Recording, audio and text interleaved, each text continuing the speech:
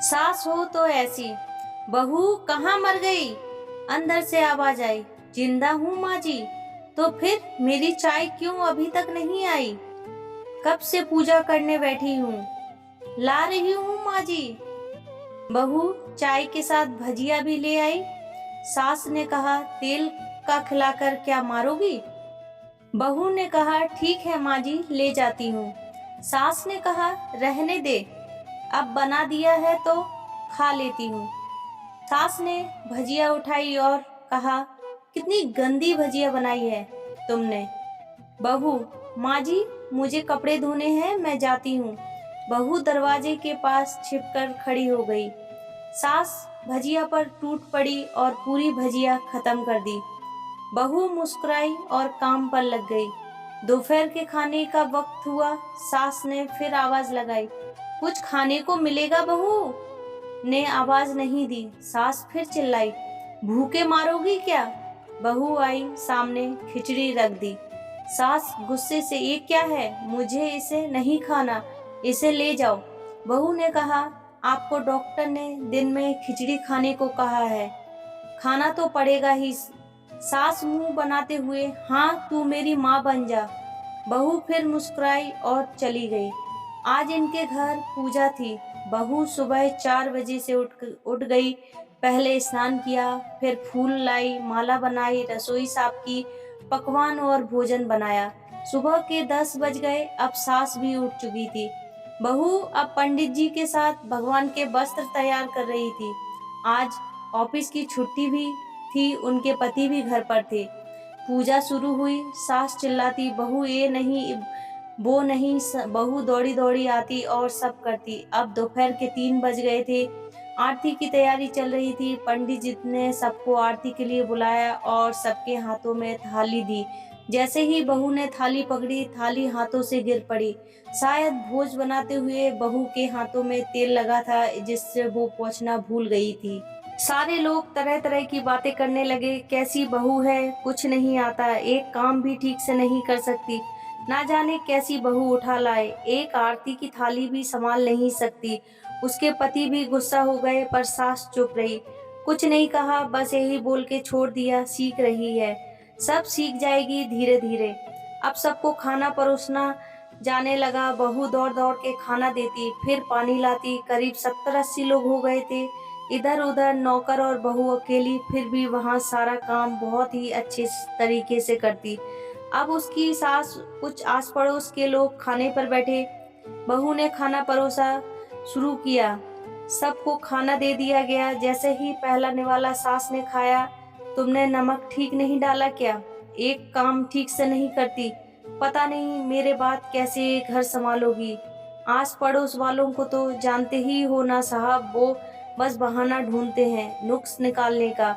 फिर वो सब शुरू हो गए, ऐसा खाना है, ऐसी बहू है, ये वो वगैरह वगैरह। दिन का खाना हो चुका था। अब बहू बर्तन साफ करने नौकरों के साथ लग गई। रात में जगराता कार्यक्रम रखा गया था। बहू ने भी एक दो गीत गाने के लिए स्टेज पर चढ़ी। सास जोर से चिल्लाई, मेरी नाक मत कटा देना, गाना नहीं आता तो मत गा, वापस आ जा। बहू मुस्कुराई और गाने लगी। सबने उसके गाने की तारीफ की, पर सास मुंह फुलाते हुए बोली, इससे अच्छा तो मैं गाती थी जवानी में, तुझे तो कुछ भी नहीं आता। बहू मुस्कुराई और चली गई। अब रात का खाना खिलाया जा रहा था। उसके पति के ऑफिस के दोस्त साइड में ही ड्रिंक करने लगे। उसका पति चिल्लाता, थोड़ा बर्फ लाओ, तो सास चिल्लाती, यहाँ दाल नहीं है। फिर चिल्लाता, कोल्ड ड्रिंक्स नहीं है, पापड़ ले आओ। इधर उधर आखिरी में उसके पति की शराब गिर पड़ी। उसके एक दोस्त पर बोतल टूट गई। पति गुस्से में 2 झापड़ अपनी पत्नी को लगाते हुए कहता है, जाहिल कहीं की, देख कर नहीं कर सकती, तुझे इतना भी काम नहीं आता। सारे लोग देखने लगे। उसकी पत्नी रोते हुए कमरे की तरफ दौड़ी। फिर उसके दोस्तों ने कहा, क्या यार, पूरा मूड खराब कर दिया, यहाँ नहीं बुलाया होता, हम कहीं और पार्टी कर लेते। कैसी अनपढ़ गंवार बीवी ला रखी है तूने, उसे तो मेहमानों की इज्जत और काम करना तक नहीं आता। तुमने तो हमारी बेइज्जती ही करा दी। अब आस पड़ोस की औरतों को और बहाना मिल गया था। वो कहने लगी, देखो क्या कर दिया तुम्हारी बहू ने, कोई काम नहीं है, मैं तो कहती हूँ अपने बेटे की दूसरी शादी करा दो, छुटकारा पाओ। इस गवार से सास उठी और अपने बेटे के पास जाकर उसे थप्पड़ मारा और कहा, अरे नालायक, तुमने मेरी बहू को मारा, तेरी हिम्मत कैसे हुई, तेरी टांग तोड़ दूंगी। उसके बेटे के दोस्त कुछ कहने ही वाले थे कि उसकी माँ ने घूरते हुए कहा, चुप, बिल्कुल चुप, यहाँ दारू पीने आए हो जबकि पता है आज पूजा है और तुम्हें पार्टी करनी है। कैसे संस्कार दिए हैं तुम्हारे माता पिता ने, और किसने मेरी बहू को जाहिल बोला। जरा इधर उधर चप्पल से मारूंगी अगर मेरी बहू को किसी ने शब्द भी कहा तो। अरे पापी, तूने उस लड़की को बस इसलिए मारा कि तेरी शराब टूट गई। पापी, वो बच्ची सुबह 4 बजे से उठी है, घर का सारा काम कर रही है, ना सुबह से नाश्ता किया ना दिन का खाना खाया, फिर भी हंसते हुए, सबकी बातें सुनते हुए, ताने सुनते हुए घर के काम में लगी रही। तेरे यार दोस्तों को वो अच्छी नहीं लगी, जूते से मारूंगी। तेरे दोस्तों को जो कभी उन्होंने ऐसा कहा, उसके यार दोस्त चुपके से खिसक गए। अब सास बहू के कमरे में गई और बहू का हाथ पकड़कर बाहर लाई। सबके सामने कहने लगी, किसने कहा था अपनी बहू को घर से निकाल दे, दूसरी बहू ले आना, जरा सामने आओ। कोई सामने नहीं आया। फिर सास ने कहा, तुम जानते भी क्या हो इस लड़की के बारे में, ये मेरी माँ भी है, बेटी भी है। माँ इसलिए मुझे गलत काम करने पर डांटती है और बेटी इसलिए कभी कभी मेरी दिल की भावनाएं समझ जाती है।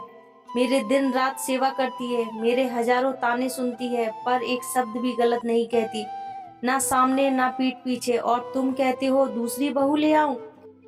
छुटकी की दादी अपनी बहू की करतूत, सास ने गुस्से से पड़ोस की महिला को कहा, अभी पिछले हफ्ते ही तुमने मियाँ बीवी भूखे छोड़ घूमने चले गए थे।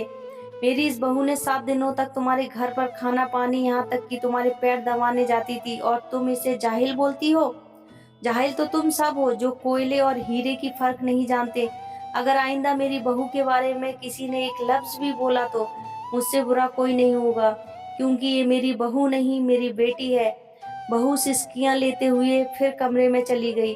सास ने एक प्लेट उठाई और भोजन परोसा और बहू के कमरे में खुद ले गई। सास को भोजन लाते देखा तो बहू ने कहा, अरे माँ जी, आप क्या कर रही हो, मैं खुद ले लेती। सास ने प्यार से ताना मारते हुए कहा, डर मत, इसमें जहर नहीं है, मार नहीं डालूंगी तुझे। तुझे नई सास चाहिए होगी और मुझे अभी भी तू ही मेरे घर की बहू चाहिए। बहू ने अपनी सास को रोते हुए गले से लगा लिया। सास भी रो दी पहली बार और कहा, चल खाना खा ले। फिर मजाक करते हुए कहा, फिर मेरे पैर दबाने चले आना, और एक ख्याल मन में मत लाना कि सास ज्यादा बोलती है, किसी दिन मैं इसका गला दबा दूंगी, क्योंकि कभी भी यही सोचती है। दोनों खूब हंसने लगती है। Thank you.